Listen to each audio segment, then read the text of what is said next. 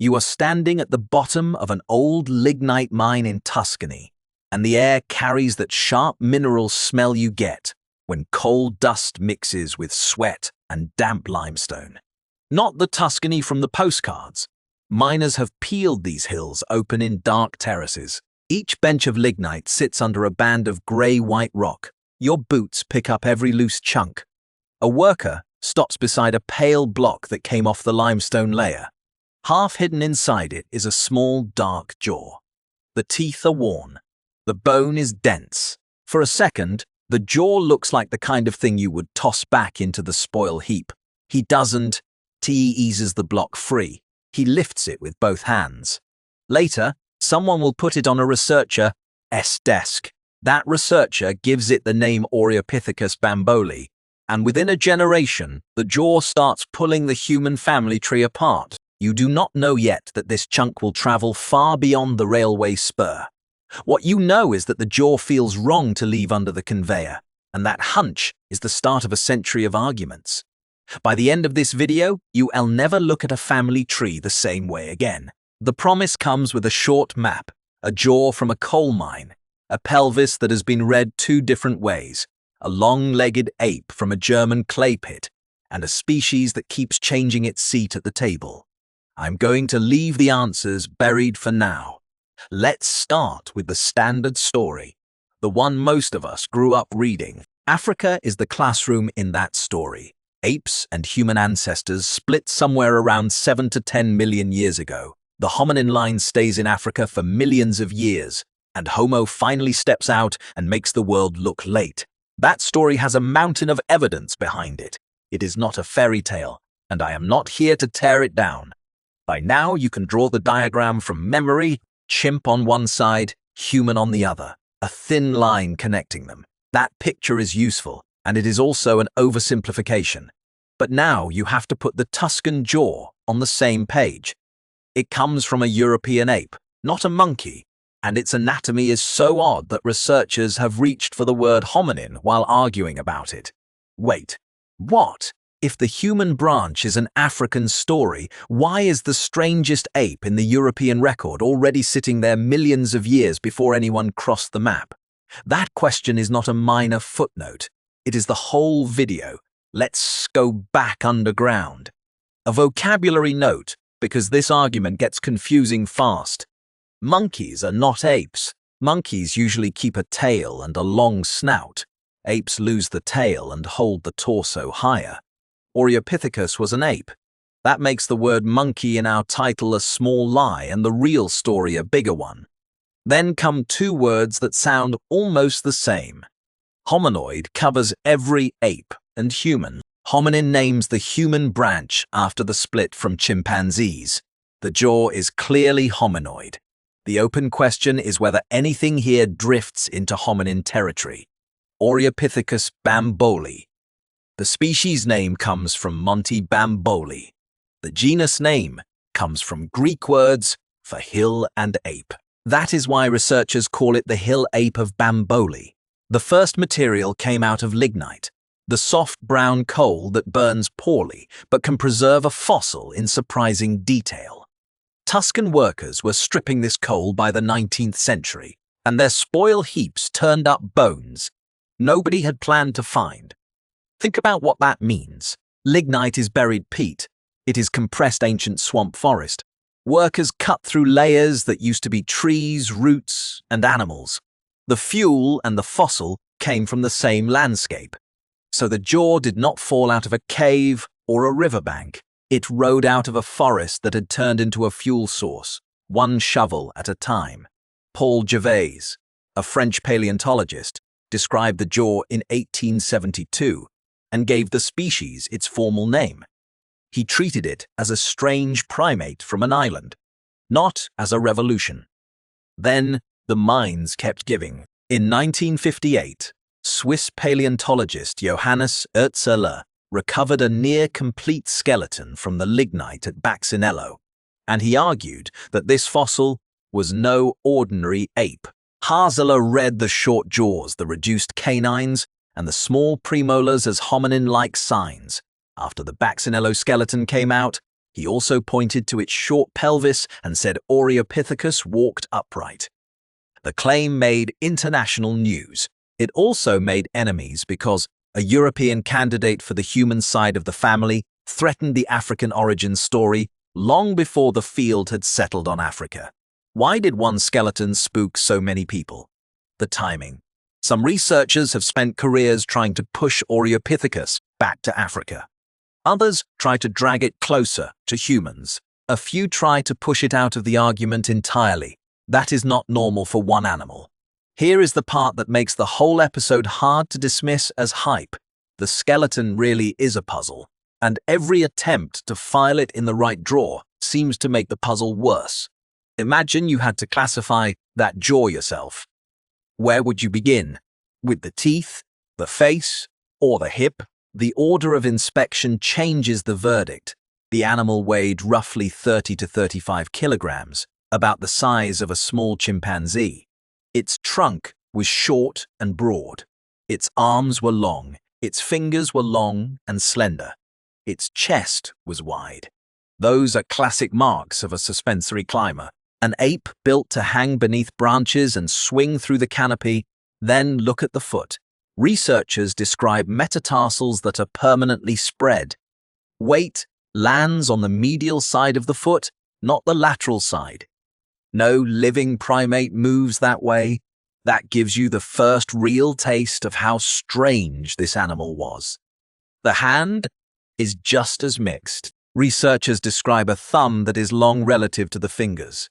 They see a deep groove for a powerful thumb muscle. They also see a wrist joint that looks human-like at a glance. None of that tells them exactly how the animal moved. That is the point. The hand gives you one biography. The foot gives you another.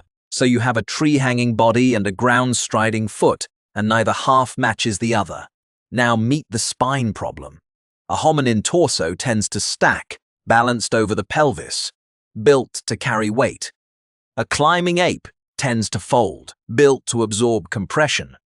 Oreopithecus looks like it ordered parts from both catalogs. The two catalogs share no return policy. That mixture is why the arguments never end. And it is not because the bones are damaged. The record is excellent. The mixture is the message. Add the lower back.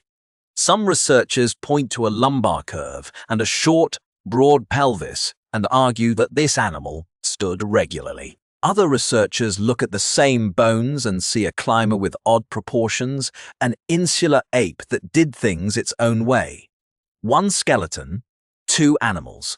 That is the Oreopithecus problem, and it is exactly the kind of problem a good mystery should have. Back in 1997, Make Cheddar and Salvador Moy-Chen published a rereading of the skeleton and argued that bipedal activities were a significant part of its behavior. They did not picture a graceful Australopithecus walk. They described a mosaic functionally intermediate between apes and early hominins, and they thought this odd package took shape in an island world without large predators. The case gained a second voice in 1999, when Lorenzo Rook and colleagues examined the bone itself. They looked at the iliac cancellous architecture, the tiny internal struts of the hip bone, and argued that the loading patterns matched a body that supported its weight vertically. Oreopithecus was a bipedal ape after all. Their PNAS paper announced, "Same skeleton, new tool, louder answer." Rook and colleagues based that reading on calibrated radiographs of the hip bone, which let them see the internal scaffolding that ordinary inspection can miss. You do not need to remember the technique. You only need to hold the result. An entire school of researchers looked inside a fossil to settle an argument about walking. Here is what the stakes looked like in 1999. If the hips really carried weight the way a biped carries weight, then an ape outside Africa had discovered an upright life before the hominin branch existed. That would not make Oreopithecus human. It would make bipedalism older, messier, and more portable than the clean story promised. Keep that in mind. The next paper came for the same bones with a different question. Now the turn in 2019, a team that included Ashley Hammond, Lorenzo Rook, Salvador Moy-Saul, and Sergio Almseja went back to the same body region with a set of doubts. They worked on the skeleton IGF 11778, rechecked the pelvis and lumbar vertebrae, and corrected earlier interpretations of the anterior, inferior iliac spine. Their conclusion: the features once used to argue for a hominin-like curve in the lower back and pelvic stabilization are not present in this fossil. They also found a torso that never develops the stiffness of a living great ape, and in some ways it resembles the torso of a large gibbon. They were not trying to embarrass an earlier team. They were testing whether the old story survived a closer look, and it did not survive intact. So the same pelvis has said yes to upright posture and no to the human version of upright posture. The witness keeps changing testimony. Which reading should you trust? Both teams worked from real bones and found signals. The skeleton itself is mixed evidence, not a clean vote. That is why this fossil is not a solved puzzle. It is a cold case. And cold cases tend to stay open a long time. That is not a scandal. It is how a cold case behaves. Evidence comes in, the witness changes, and the file grows. Every cold case file has pages that contradict earlier pages, and this one has more than most. You can call that frustrating. Paleontologists call it Tuesday.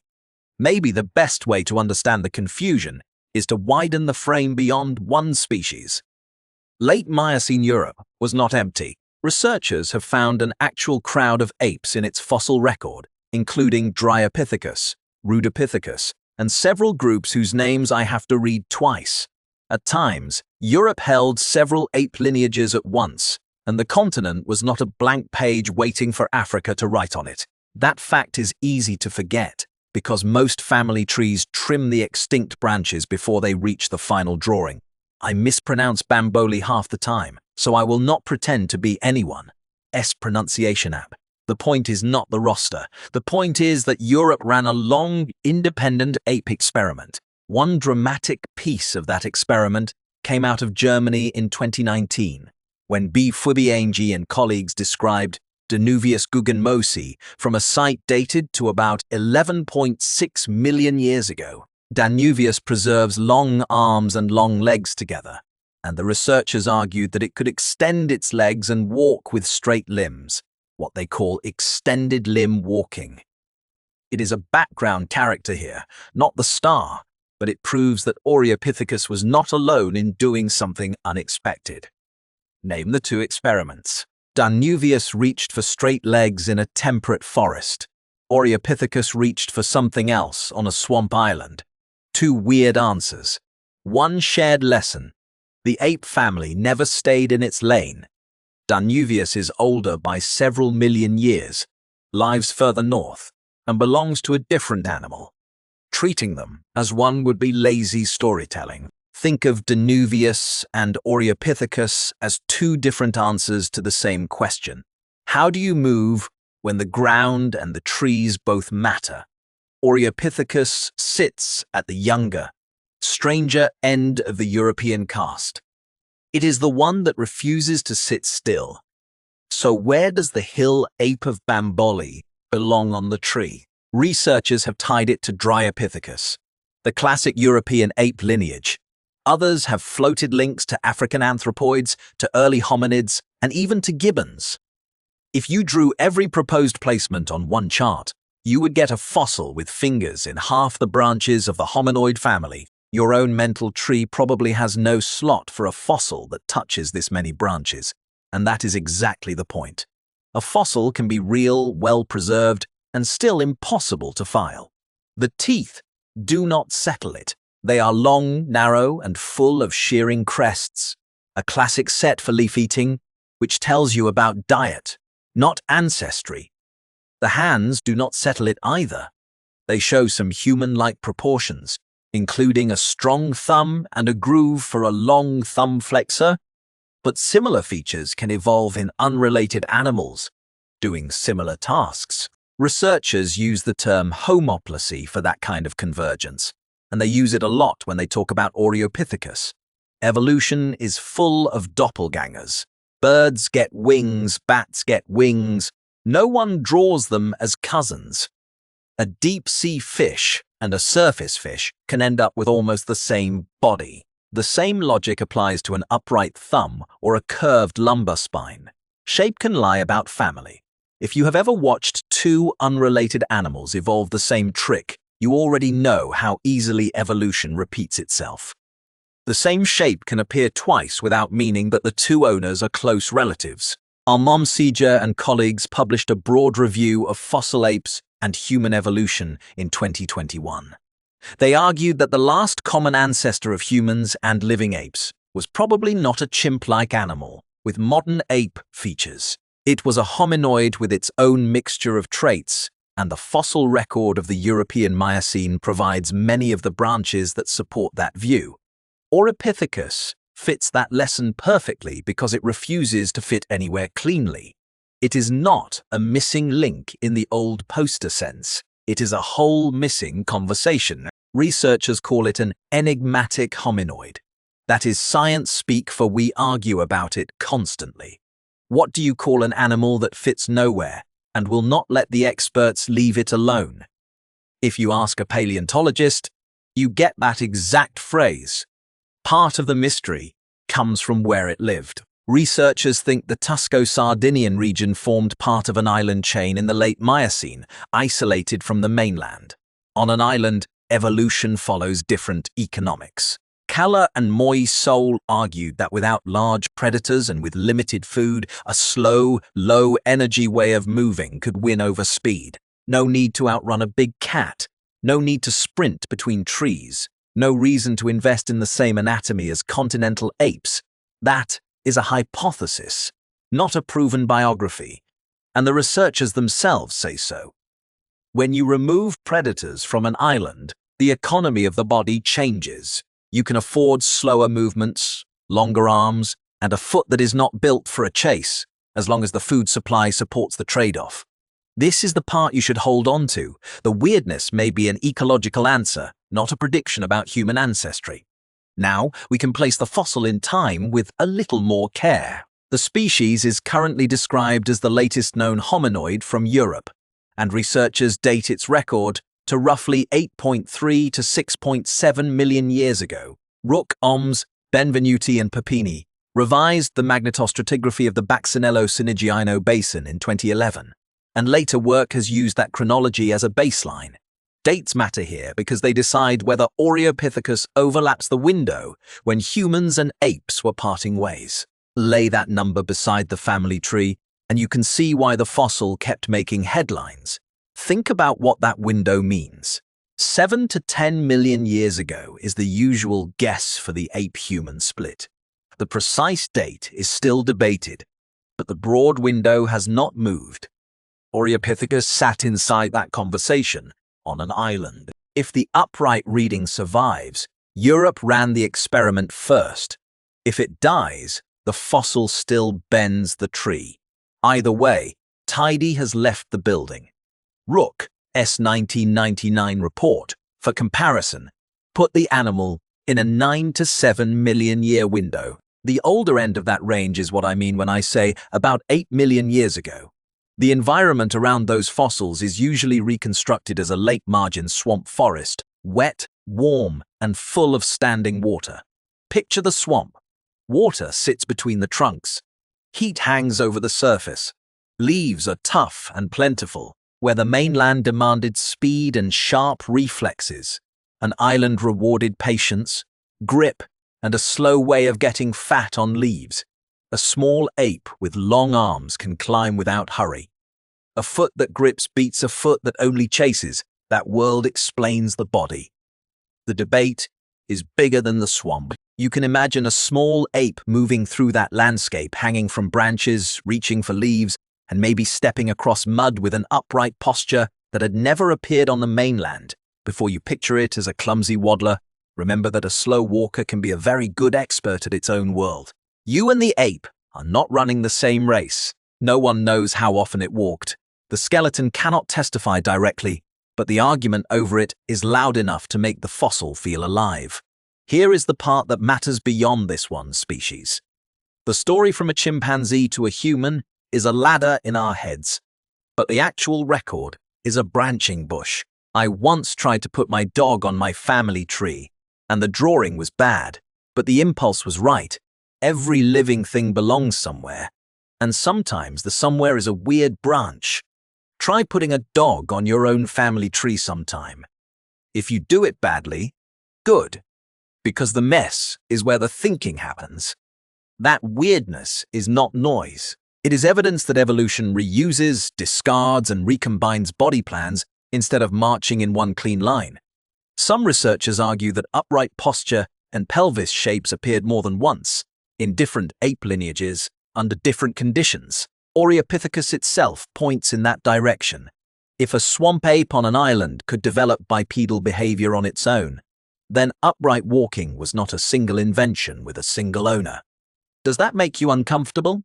It should, because a clean story is easier to believe than a true one, and the fossil record keeps choosing interesting over clean. Seeger and colleagues would not crown any one fossil in this story. They argue something harder. The ancestor was probably different from both modern apes and modern humans. And the diversity of fossil apes is what makes that clear. A tree can hold a branch that leads nowhere. It can hold a branch that turns out to matter. It cannot tell you in advance which one is which. Which branch of your own family tree would you bet on? You cannot know from the outside, and neither could any animal sitting in the Miocene. Europe may not be the birthplace of humans. It does not have to be. It was still a place where apes tested new bodies, and one of those tests left a jaw in a mine. Remember that dark jaw in the grey-white block? What do you think the next generation of researchers will find in it? It is still out there, in museum drawers and lab trays, being measured, argued over, and re-measured. The hill ape of Bamboli will probably change identity again before the century is over. Fossils do not vote. They wait, and they let researchers argue one strange branch is enough to change the tree.